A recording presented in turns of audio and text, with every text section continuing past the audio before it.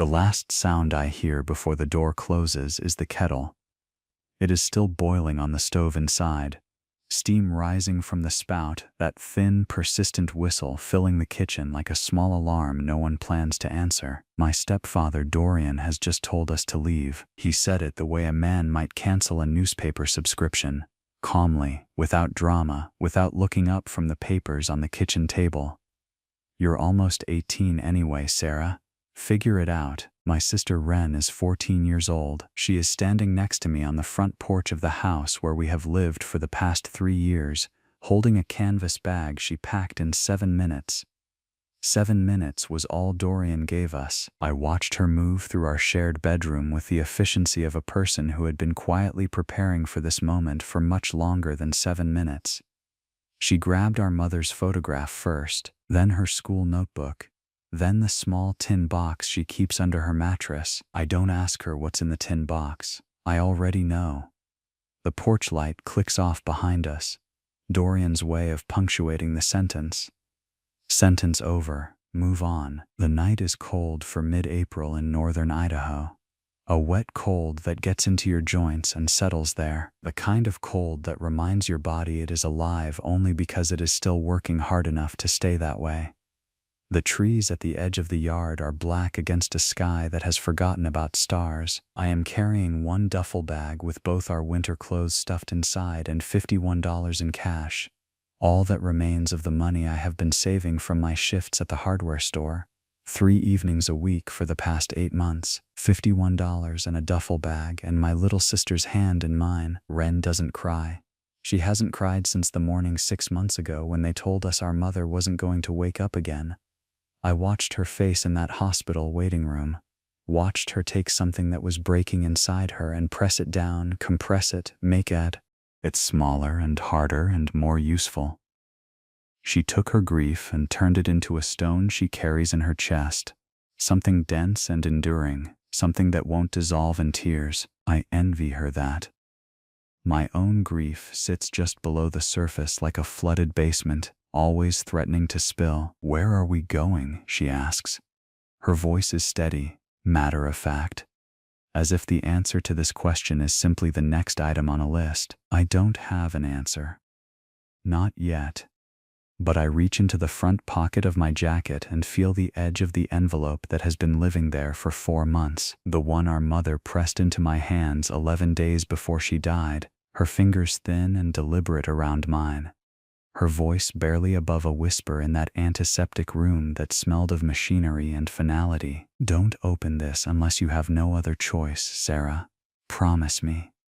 I promised. I kept that promise through the funeral, through the months of living with a man who looked at us like a problem he hadn't asked for, through the slow and quiet erasure of our mother from every room of the house, her photographs, her books, her coffee mug, until the only proof she had ever existed was the stone in Wren's chest and the envelope in my pocket. Now, standing in the cold with nowhere to sleep, I understand what no other choice means.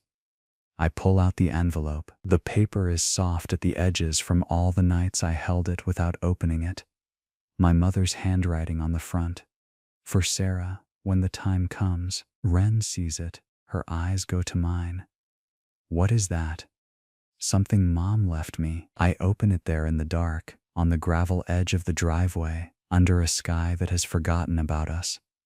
Inside is a single folded paper, a name written in my mother's careful hand, a town, Creston Falls, and below it, an address, and beneath the address, one line that I read 3 times before it fully enters me. Your great-uncle Avery built something there. It belongs to no one now. Go find it. We spend the first night in the unlocked cab of an old farm truck parked behind a closed feed store 3 miles from Dorian's house. The cab smells of diesel and leather and something sweet and rotted I can't identify. Wren curls against the passenger door. I sit behind the wheel, the envelope on my knee, a flashlight between my teeth, reading the same line over and over. Your great-uncle Avery built something there. Our great-uncle Avery. I search my memory. I find almost nothing. A name mentioned once, twice, by our mother in passing. Avery was always building things. Sera, the kind of man who couldn't leave a problem alone, a man who had lived somewhere in northern Idaho, a man who had died when I was 11, whose funeral we didn't attend because we couldn't afford the drive, a man I never met, and yet my mother, in the final weeks of her life, had written his name on a piece of paper and kept it sealed in an envelope for the day when her daughters would have nowhere to go. She knew, I think. She knew Dorian would do this. She always knew things about people before those things happened. On the second night, we sleep in a church vestibule where someone has left the side door unlocked. The floor is hard and cold, but the space is sheltered and no one disturbs us. Wren falls asleep in 20 minutes. I stay awake and make a list. What I know. We are in northern Idaho. Creston Falls is 40 miles north. We have $51 and 2 bags and a name and an address. We have no phone signal in this spot. We have no plan. What I need, a plan. On the third morning, we walked to the public library. I use a computer to search the address my mother left. It pulls up a property record for Creston Falls County, a parcel logged simply as industrial remnant structure, non-residential, no maintained access. I searched for the ownership history. The name comes up immediately. Avery Hollis, purchased 1979, deceased 2008, estate unclaimed. For 16 years, whatever Avery Hollis had built had been sitting in Creston Falls County with no owner, no caretaker, no purpose, waiting. I search for images. There is one, a grainy photograph from a county surveyor's report, taken from a distance through trees. A water tower, old, massive, standing on 4 rusted steel legs above a hill. The tank itself is round and weathered, its surface the color of old blood. The access ladder runs up one side, broken in places. Around the base, vines and brush have climbed the legs like slow fingers. It looks like the skeleton of something enormous that died standing up. Wren leans over my shoulder, studying the photograph. That's what she left us? I think so. She is quiet for a moment. Is it even safe? I don't know yet. She straightens, nods once. Then we should go find out. The Creston Falls County offices are housed in a low brick building that looks like it has been quietly embarrassed of itself since 1974. The woman at the property records desk is named Wren Solace, according to the nameplate, and she has the patient expression of someone who has answered every possible question at least 6 times this week. I will explain what I'm looking for, she types. She frowns. She types more. Hollis Water Tower parcel. Yep, here it is. She turns the monitor slightly toward me. Been sitting in a state limbo for years, nobody's claimed it. The county's been covering the minimum tax so it doesn't revert. She pauses. Minimum tax is $4 a year, by the way. Nobody thought it was worth fighting over. $4. I look at the screen. The parcel shows the tower, the surrounding half-acre, and a notation. Structure classified as non-residential industrial remnant, sold as is, no utilities. Can we buy it? I ask. Wren looks at me over her glasses. Then she looks at Wren, then back at me.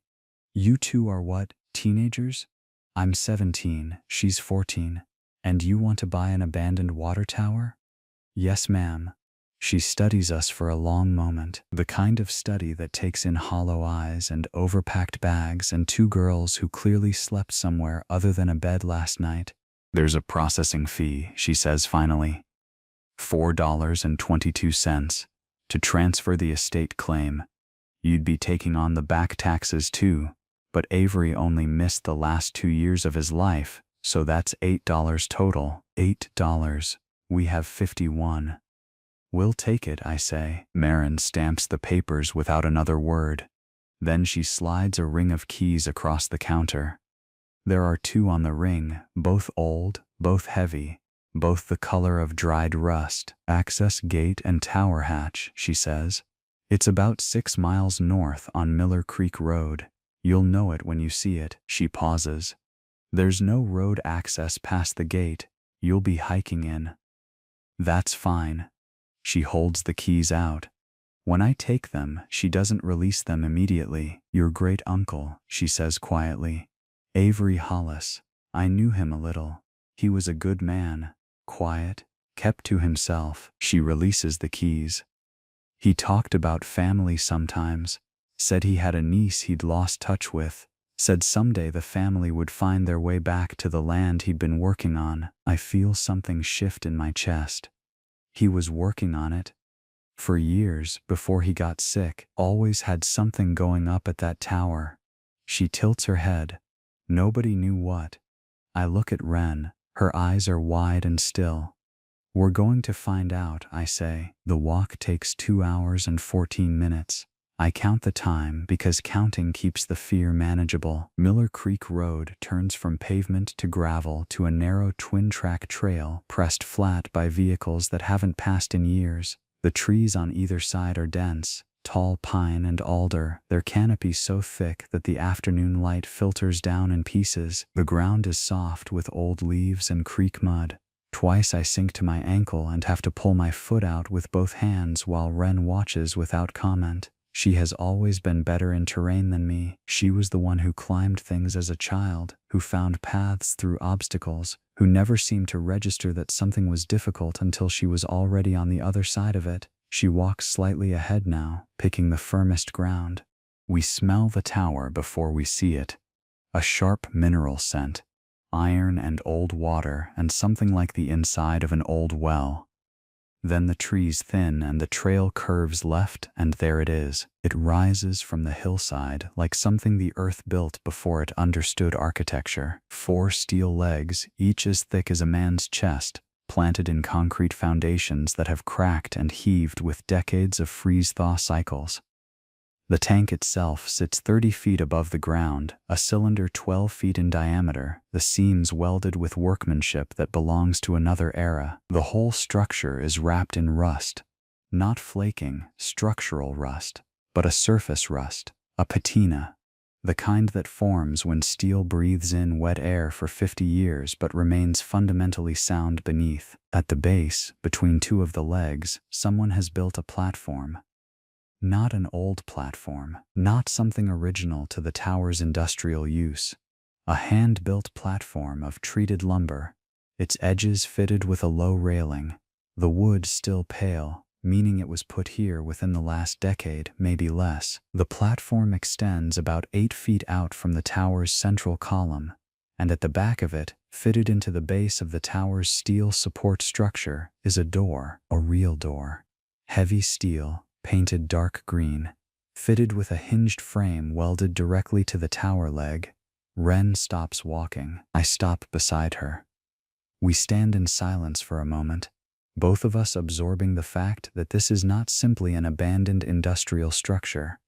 Someone built a door. Someone planned for entry. He built a room inside it, Wren says softly.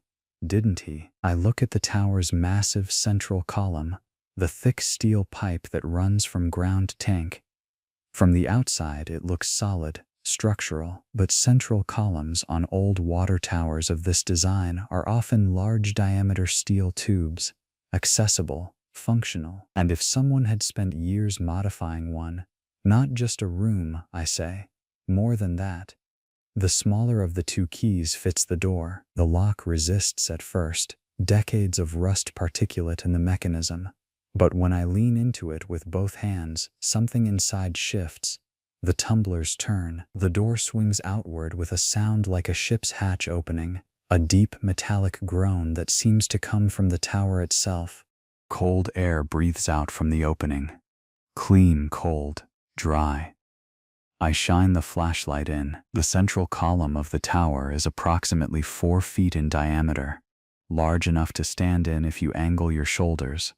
Large enough for a narrow spiral staircase that Avery Hollis has welded by hand to the interior wall. The stairs ascend in a tight helix upward, each tread cut from flat steel plate, each weld bead laid with the precision of someone who understood that people's lives would depend on this work. Beside the staircase, descending instead of ascending, is a second ladder. This one leads down, down into the earth beneath the tower. He went both ways, Wren breathes. He built up and down. We stand at the threshold of what our great-uncle Avery spent years creating, and neither of us speaks for a long moment. Ready? I ask. Wren looks at me. Then she steps through the door. The space beneath the tower is the first surprise. Avery has excavated a chamber below the frost line, roughly 10 feet by 12 feet, with a poured concrete floor and walls lined with a composite foam insulation he has fastened to the steel casing of the column above and the surrounding earth below. The ceiling is just high enough to stand under at its center point. It is cold here, not freezing. The insulation and the earth's own warmth have kept this space hovering somewhere around 48 degrees, but cold enough to see our breath. There is a metal shelf unit bolted to one wall, a folding cot, collapsed and leaning in the corner, a plastic storage bin, lidded, 2 sealed 5-gallon buckets, and on the wall opposite the entrance, a hand-lettered sign written in black paint on a piece of flat steel plate, W.A.T.R. Main, active. I walk to it. Behind the steel plate, fitted into the concrete wall, is a copper pipe, modern copper, not original, running from a junction point in the ceiling down through the floor, a manual shut-off valve, a pressure gauge, and beside it, a simple spigot. I turn the spigot handle. Water comes out. Clear, cold, steady. Wren makes a sound I haven't heard from her in 6 months. Something between a laugh and a gasp. She cups her hands under the flow and drinks. He tapped a spring, I say, staring at the gauge. He tapped a natural spring and ran it up through the tower. That's why the tower was worth building, Wren says, wiping her chin. Not to store water from the municipal system. To access water from underground. I look at the ceiling above us, at the vast steel tank sitting 30 feet up, and understand what Avery was doing. The tower wasn't an industrial remnant. It was a self-sufficient water system. Gravity-fed from the tank above, spring-fed from the earth below, capable of providing clean water without electricity, without infrastructure, without anything the outside world controlled. He had built independence. The spiral staircase inside the column leads to the tank level. The tank itself, we discover when we climb to it, has been partially modified. 1/4 of it has been converted from open water storage into a sealed, insulated interior space, a room suspended 30 feet in the air with a curved steel ceiling and a porthole window Avery has cut and fitted with tempered glass. From that window, on a clear day, you can see the entire valley. He lived here, Wren says. She is turning slowly, taking in the space. It is small, maybe 8 feet across where the tank's curve is widest, but it is dry and sealed, and the insulation Avery has layered against the curved walls is thick enough that the space holds heat. There is a reading lamp wired to a small battery bank mounted in the corner, a shelf with 12 books, their spines cracked with use, a folded wool blanket, a photograph pinned to the wall with a single tack. I took the photograph down, a woman in her 30s, standing in front of a house I don't recognize, holding a baby wrapped in yellow cloth. The woman has my mother's eyes. The baby has Wren's chin. On the back, in handwriting I recognize now from the sign downstairs, Catherine and baby Sera, 2001. My mother, me. He knew us. He watched us from far away the way people watch stars, knowing the distance, loving the light anyway. I sit down on the curved floor of the tank room, the photograph in both hands, and let myself cry for the first time since our mother died. Wren sits beside me. She doesn't say anything. She just puts her head on my shoulder, and we stay like that until the crying stops and something else takes its place. Something steadier, something that feels almost like purpose. We're staying, I say. She lifts her head. Look at me. I know, the locked bin in the underground chamber contains the second surprise. We find it on our second full day at the tower, after we have slept through one night in the elevated tank room wrapped in Avery's wool blanket and our own layered jackets. The bin is secured with a combination lock, and the combination is written on the inside cover of the first book on Avery's shelf, The Man Who Planted Trees, which I pull out almost by accident while looking for something to read. 1783. The combination opens. Inside the bin, under a layer of sealed plastic bags, are papers, documents, letters, and at the very top, a single envelope, sealed, addressed in that same black marker hand. For whoever finds this place. For family, if family comes. I open it. The letter inside is 3 pages, the handwriting large and careful, like a man who knew his hands might shake before he finished. If you are reading this, something went wrong, and something went right. Wrong, because if you needed to find this place, it means the world outside was not kind to you. Right, because you found it, which means the map I left worked, or someone loved you enough to leave you one. My name is Avery Hollis. I spent my working life as a structural engineer. I spent the last 20 years of it building this tower into something that could keep people alive. I want to tell you why. In 1979, I was contracted to assess this water tower for demolition. It was surplus industrial property, scheduled to be torn down. I walked up inside it and I looked out through that porthole window at the valley below, and I felt something I cannot fully explain. A certainty that this structure should not be destroyed, that it had more to give, so I bought it. $4. I had been a structural engineer for 30 years. I knew exactly what this steel could hold, what this earth could give, what was possible if someone was willing to do the work. So I did the work. Over the next 2 decades, I modified the tower into what you have found. A spring-fed water system, an insulated living chamber, an underground storage space designed to maintain stable temperature year-round. The tower's elevated tank acts as a gravity-fed reservoir. The underground chamber stays at or near 50 degrees regardless of surface temperature. The living space in the tank level, if properly heated with a small wood or propane unit, can maintain livable temperature even in the deepest Idaho winter. I lived here myself for 3 years in the late 90s, after my wife passed. I know it works. I have a niece, Catherine. She had daughters. I lost touch with them. My fault. Distance and stubbornness and the way time moves when you're not paying attention. But I never stopped thinking about them. I never stopped maintaining this tower for the possibility that someday someone in my family would need it. If you are Catherine's daughters, then this tower is yours. I have already made arrangements with the county. If you are someone else entirely, a stranger, a wanderer, then it is still yours, on one condition. Use it the way I built it, to keep people alive, not to profit from, not to sell, to shelter. There is one more thing you need to find. Look at the base of the northeast leg. There is a panel. The key to it is the larger of the 2 you were given. Everything I saved is there. It is not much, but it is what I had. Use it carefully. Use it well. Avery Hollis, August 2007. I read the letter aloud to Wren, twice.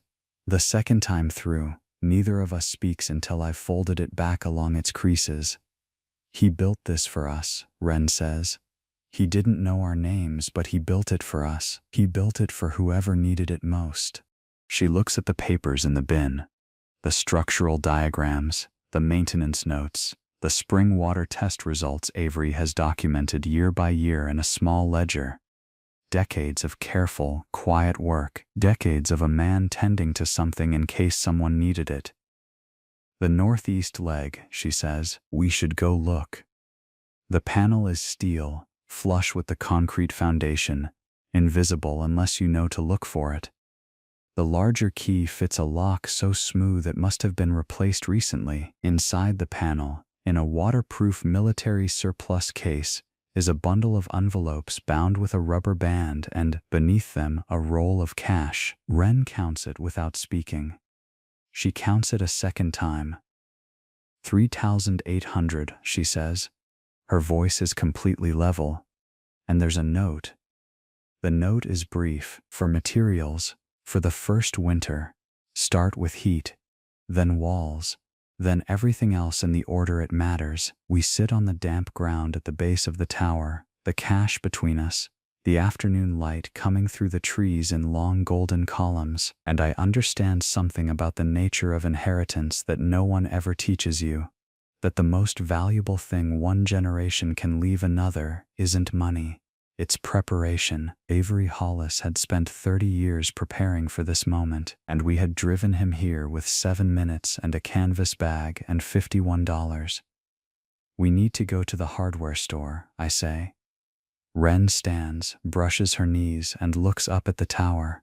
Something in her face has changed. The stone she's been carrying in her chest since our mother died. It's still there, but now it seems to be doing different work. Not weight anymore, foundation. Let's build something, she says. Before I continue, I want to ask you something. Have you ever found a place that felt like it was waiting for you specifically? A place that seemed to know your shape before you arrived? Tell me in the comments, because I think more of us have found those places than anyone admits. And I think we need to talk about what we do when we find them. Stay with me. Because what Wren and I built inside that tower, and what the tower eventually became, is something nobody in Creston Falls expected, including us. The first priority is heat. Avery's notes are specific. The tank room at elevation can be heated with a small propane unit, but wood is more sustainable. There is a ventilation port on the south side of the tank, 4-inch diameter, originally placed for air circulation during water treatment. It can be modified to accept a stovepipe. We find a small cast iron stove at an estate sale 12 miles south of Creston Falls, $40 cash, loaded into the back of a pickup driven by a man named Glenn Hardwick, who asks us exactly 0 questions and charges us exactly $40. Getting it up the spiral staircase takes 3 hours, 2 rope systems, and a vocabulary of frustration that Wren develops in real time and that I'm genuinely impressed by. But we get it up. The first fire in the tower room fills the curved steel walls with warmth the way a cupped hand fills with water. Completely, evenly, right to the edges. The porthole window fogs at the corners. The wool blanket that smelled of someone else's life begins to smell like ours.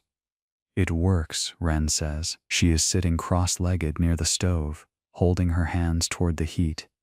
For the first time since April, she looks warm. Truly warm. It works, I confirm. The second priority is the underground chamber, expanding it, insulating it properly, making it functional for food storage and equipment. Avery's notes again. The spring maintains a constant 48-52 degrees year-round. This temperature range is ideal for root vegetable storage, seed preservation, and dairy. The chamber can be expanded eastward. The soil there is compacted clay, stable and manageable. Every 2 feet of expansion requires 1 timber support. Use salvaged 4x6 or larger.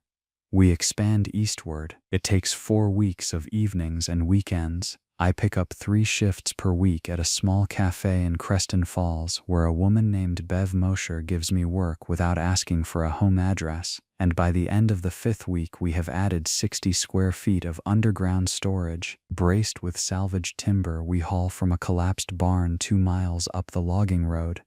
Wren turns out to be the better builder. She has a spatial intuition I don't possess, can look at a structural problem and see the solution the way some people read music, quickly, naturally, as if it were a language she already knew. She learns the spring system from Avery's diagrams in 3 days and improves it on the 4th, adding a second shutoff valve and a simple sediment filter from parts we buy at the hardware store in town. The man who runs that hardware store is named Carver Baines. He is in his late 60s with the deliberate movements of someone who has spent a lifetime working carefully with his hands. He notices us coming in and out of his store over the first few weeks and says nothing beyond the transaction until one morning in late May when he sets a paper bag on the counter beside our order. "Pipe fittings," he says. You'll need them if you're running copper from the spring the way I think you are. He does not elaborate on how he knows this. He does not ask for payment for the fittings. We didn't order those, I say. No, he agrees. Avery ordered them. About 10 years ago. He was in here every month. Always said he was building something that would matter eventually. He pushes the bag toward me. Suppose it has. This is how Creston Falls begins to understand us, not through any announcement we make, not through any story we tell, through the evidence of what we are doing, arriving at the hardware store, the feed supply, the salvage yard with materials lists written in Avery's handwriting, building what he designed, becoming the final chapter of a plan he began in 1979. The town fills in around us the way soil fills around a foundation.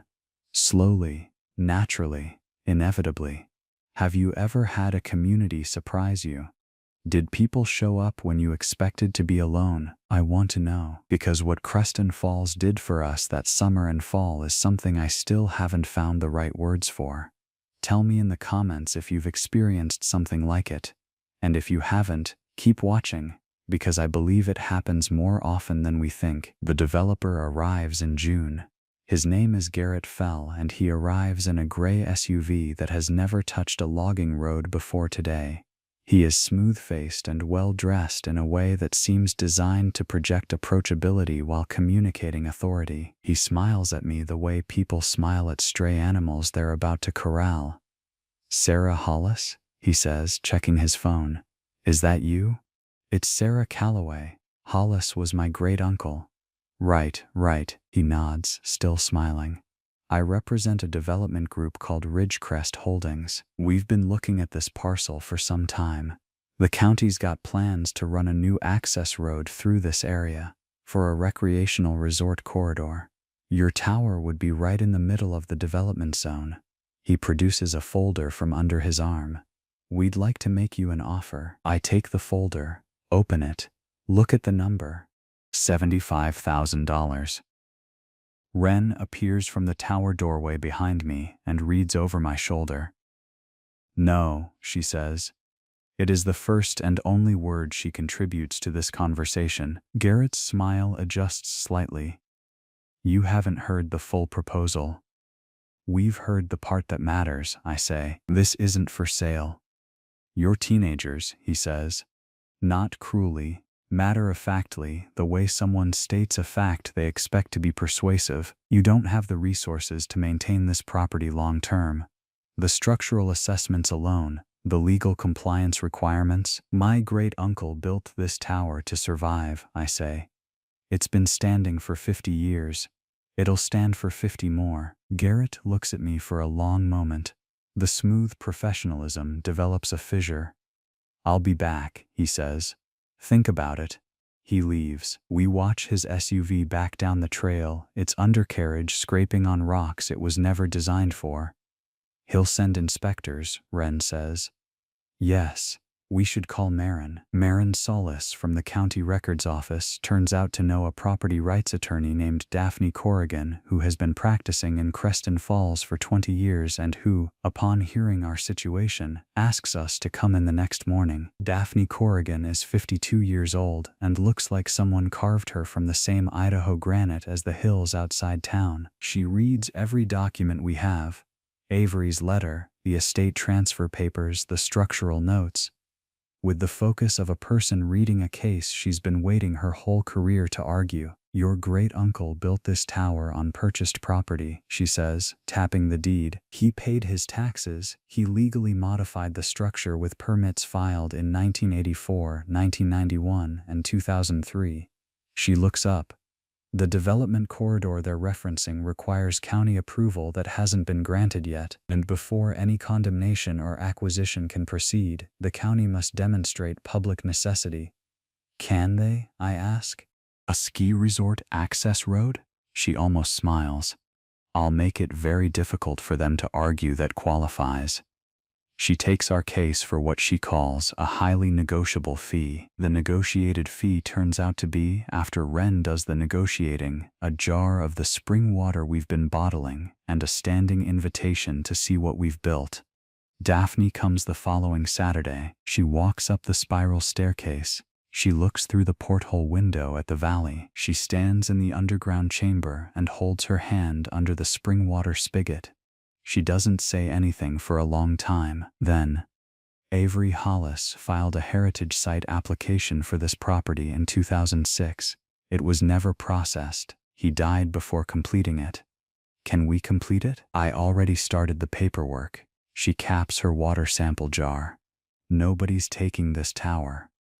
September comes, then October, then November. Wren enrolls in Creston Falls High School, a 20-minute walk from the tower, which she makes every morning without complaint, her canvas bag over one shoulder, the stone still in her chest but doing its work differently now. I take on more shifts at Bev's Cafe, building up our winter reserves. We buy rice and dried beans and root vegetables in bulk, and store them in the underground chamber where the temperature holds at 50 degrees the way Avery promised. Carver Baines teaches us to weatherproof the tower's exterior joints. A retired plumber named Marshall Voss drives out on 2 Saturdays in November to help us insulate the underground chamber's new extension. Bev Mosher sends us home from every shift with food she claims she was going to throw out anyway, which is a lie she maintains with impressive consistency. The town is building us a winter the way it builds roads, quietly, practically, without ceremony. In late November, Hollis Tanner, a name that makes me pause every time I hear it, though Tanner is his last name and the coincidence is just a coincidence, stops by the tower on his way back from a hunting trip. He is 50-some years old, lean and weathered, with the measuring eyes of a man who spends a lot of time in terrain that doesn't forgive mistakes. He walks a slow circle around the base of the tower. Look up at the tank, look at the weatherproofed platform, the sealed entry door, the repaired ladder rungs. You've done good work, he says. It is clearly not a compliment he deploys casually. Thank you. Storm system building over the Pacific, he says. The weather service is watching it. Old-timers are saying it'll be bad. He looks at me directly. You prepared for a real winter? We're working on it. He nods slowly. I'll stop by in a few weeks, see how you're getting on. He starts walking away, then pauses. The tower, he says, without turning around. Your great-uncle used to let people shelter here during bad weather before he got sick. He resumes walking. Just so you know the history. After he's gone, Wren appears at the tower door. Did you know that? No, I say. But it makes sense. So we're supposed to do the same. I look at the tower, at the structure Avery built not just to survive himself, but to give other people a place to survive. In history it carries in its steel skin. For this reason, my mother kept his name in an envelope for years before she needed it. Yes, I say, I think we are. The storm arrives on December 11th. It comes in from the northwest, not as weather but as an event. Something you understand in your body before any forecast can describe it. The air pressure drops so fast that my ears ring. The temperature falls 14 degrees in 2 hours. The snow begins as a curtain and becomes a wall. Inside the tower, we close and seal the entry door for the first time since we arrived. We stoke the stove. We fill every container we have from the spring tap. We check our provisions. 70 pounds of rice, 40 pounds of dried beans, root vegetables in the underground chamber, canned goods stacked in the corner of the tank room, 60 hours of propane backup. The wind comes next. Not like wind you've experienced before, like a pressure system, a sustained force that leans against the tower's steel body and finds nothing to move. Avery built this structure to hold water against gravity. It was built to resist force from every direction. The storm finds no purchase here. The temperature outside drops to -12, then -18. Inside the tank room, with the stove running steadily, we maintain 58 degrees. On the third day, the power grid fails. The emergency radio we've kept charged on the battery bank picks up broadcasts from Creston Falls. Schools closed, roads impassable, 3 elderly residents unaccounted for. The community center's heating system has failed. People are running out of fuel. Wren is sitting with the radio pressed close to her ear. She looks at me. Tanner said the tower used to shelter people. I know. We have spring, We have heat. We have food. I know, she sets down the radio. So what are we waiting for? I open the entry door. The world outside is white and absolute. Snow to my knees at the platform edge. The trees were reduced to shadows. The valley below is invisible, but moving through those shadows, following the logging trail we've cleared so many times it has become instinct. Figures, two of them, one leaning on the other, both wrapped in everything they own. I don't know their names yet, but I know what they need. Come in, I called through the storm. There's room. Over the next 11 days, 43 people pass through the tower, not all at once. The tank room can shelter 8 comfortably, 12 in a close press. We run a rotation, warming people in shifts, refilling their containers from the spring, sending them back to their homes with enough heat in their bodies to survive another cycle. Wren manages the logistics. She keeps a list on the back of a paper bag. Names, arrival times, what they need, what we can give. At 14 years old, my sister runs a shelter operation in the middle of a once-in-40-years blizzard with the calm precision of someone who has been preparing for this her whole life. I manage the physical plant, the stove, the spring pressure, the ventilation, the supply counts. I venture outside every 6 hours to clear the platform and check the entry path. On the 7th day, Garrett Fell arrives. I recognize his face before he identifies himself. Windburned now, stripped of its professional smoothness, just a cold and frightened man standing in the snow at the base of a tower he offered us $75,000 to abandon. He looks at me, then he looks at the tower, at the open door, the warm light spilling out, the line of people waiting their turn. He doesn't say anything for a long moment. Is there room? He finally asks. I think about every smooth word he said in June, every calculation he made about our age and our resources and our ability to hold what we'd been given. I think about Avery Hollis, who built this tower for whoever needed it most. Yes, I say, come in. He sits by the stove for 30 minutes, holding a cup of hot water in both hands, not speaking. When his rotation ends and he stands to leave, he pauses at the door. I misjudged you, he says. It is not quite an apology, but it is something. This place doesn't belong to me anyway, I tell him. It belongs to everyone who needs it. That's why it was built. He looks at me for a moment. Then he nods once and walks back out into the white. On the 9th day, an old man arrives who stops me cold before he even speaks. He looks at the tower, at the access platform, the modified ventilation, the welded doorframe, and his expression is that of someone seeing a face they haven't seen in decades. Recognition, wonder, a depth of emotion that has nothing to do with the cold. I worked on this project, he says quietly. Summer of 1983, I was on the structural crew. He touches one of the tower's legs with a gloved hand. Avery Hollis was the foreman, best man I ever worked for. His name is Edmund Jarvis. He is 77. He has lived in Creston Falls his entire life, and he has been walking past this tower for 40 years not knowing what Avery turned it into. I bring him inside. I show him the spiral staircase, the tank room, the underground chamber. I show him the porthole window with the view of the valley and the spring tap and the structural notes in Avery's handwriting. He stands in the middle of the tank room for a long time, looking at everything. When he turns back to me, there are tears on his face, already drying in the warm air. He always said this place would matter, Edmund says. Said he was building it for the future.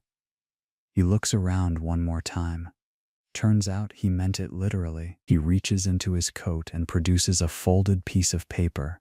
A certificate, official looking, stamped with an engineering organization's seal. Certificate of Structural Excellence, awarded to Avery Hollis for outstanding work on the Creston Falls Water Infrastructure Project, 1983. Found it in my files last year when I heard someone had claimed the tower, Edmund says. Thought his family should have it. I take the certificate. Avery's name, official, permanent, witnessed. Thank you, I say. Thank him, Edmund replies. He built the thing. You just finally made it home. The storm breaks on day 12. The silence that follows is so complete it feels like a new kind of noise.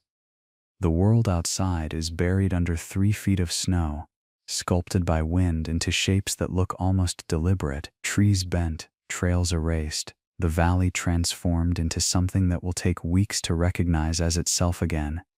But the tower stands exactly as it always stood. Wren and I open the entry door on the morning of the 12th day and stand on the platform in the early light, looking out. The valley below catches the sun in pieces, flashes of white and pale gold, the distant suggestion of the town. 43 people, Wren says. 43. Avery would have liked that number. I look at her. The stone in her chest has become something different, not lighter, heavier actually, but purposeful, the kind of weight that anchors rather than burdens. What are you thinking about? I ask. Structural engineering, she says. I've been reading Avery's notes, the ones about load distribution and thermal mass and spring yield calculations. She pauses. I want to understand how he knew what he knew. How he built something this good without failing once in 50 years. I watch her face. That sounds like a career. It sounds like a start. The spring brought the rest. Carver Baines showed up with a truckload of lumber 2 weeks after the storm broke. For the additions, he said, with the finality of someone who had already decided this was happening. Others followed. The structural improvements we had put off became the town's project. A new ground-level common room built around the base of the tower, fitted with benches and a second stove, a space designed specifically for the gathering function the tower had proven itself capable of. Daphne Corrigan filed the heritage designation and it was approved in March. Garrett Fell's development corridor proposal was denied by the county in April. Ridgecrest Holdings withdrew their interest entirely by May. The mountain stayed what it was, Idaho hillside, spring-fed, steel-framed, ours. We formally registered the tower as a community emergency shelter in June. Marin Salas stamped the paperwork. She didn't say anything. She just smiled the way she had smiled when she handed us the keys. The smile of someone watching a long story arrive at the chapter it was always moving toward. I am standing on the platform now, as I finish telling you this. The valley below is green with summer. The spring is running strong inside. Wren checked the pressure gauge this morning, wrote the reading in the logbook the way Avery wrote his readings for 30 years, year by year, proof of yield, proof of life. The tower stands behind me the way it has stood since 1979, 45 years of steel and welded seams and the labor of a man who couldn't stop building things for people he might never meet. The rust on its surface is a record, not a wound. Every decade of weather written into the metal, every storm weathered, every winter outlasted. We didn't fix it, we continued it. That's what I want you to hear most in this story. Not the hardship, not the luck, not the $4 that bought us everything. What I want you to hear is the continuation, that Avery Hollis began something that our mother kept alive in an envelope, that we carried 40 miles on foot and finished with salvaged timber and borrowed pipe fittings and the water from a spring that hasn't run dry in 50 years. Some inheritances aren't money. Some inheritances aren't even things. Some inheritances are a set of instructions left by someone who believed you were capable of following them. Wren is inside right now, at the folding table we've set up in the tank room, working through a structural engineering textbook she borrowed from the school library. She makes notes in the margins in pencil, asks the kinds of questions that have no quick answers, builds things in her mind before she builds them with her hands. She is 14 years old and she is already better at this than most people twice her age. Dorian's name comes up sometimes, in the way background noise comes up when the room goes quiet, noticed, then let go. He made the choice he made. What it made of us is our own business.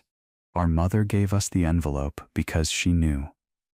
She knew Dorian, and she knew us, and she knew that the right inheritance is the one that teaches you what you're made of. She kept Avery's secret until the moment it was most needed, And then she handed it over with perfect timing. The way she did everything. She was good at knowing when to hold and when to release. We scattered her ashes from this platform in late July. The valley caught the light differently that morning. The way light changes when something has been completed.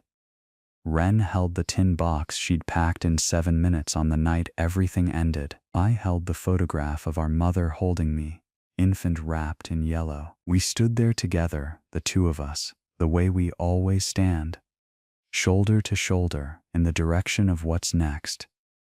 She'd have loved it here, Wren said. She sent us here, I said. She already knew. If this story found something in you, I hope you'll stay with this channel. We tell stories here about people who were handed hard things and built something harder from them. Not because they had no choice, but because they understood that building is the only honest answer to being broken. Tell me in the comments, have you ever found something that someone built for you without telling you? Have you ever discovered that a sacrifice was made in silence, for your sake, by someone you never thanked? I read every comment, every one. And if you haven't subscribed yet, there's a community here of people who know what it is to start from nothing, to find the door in the steel wall, to climb the spiral staircase into a life no one expected you to build. The coordinates to home aren't always on a map. Sometimes they're in an envelope your mother kept sealed until the night you needed it most. Sometimes they're in a tower that's been waiting 30 years for you to arrive. We are here. We are building. Come find us.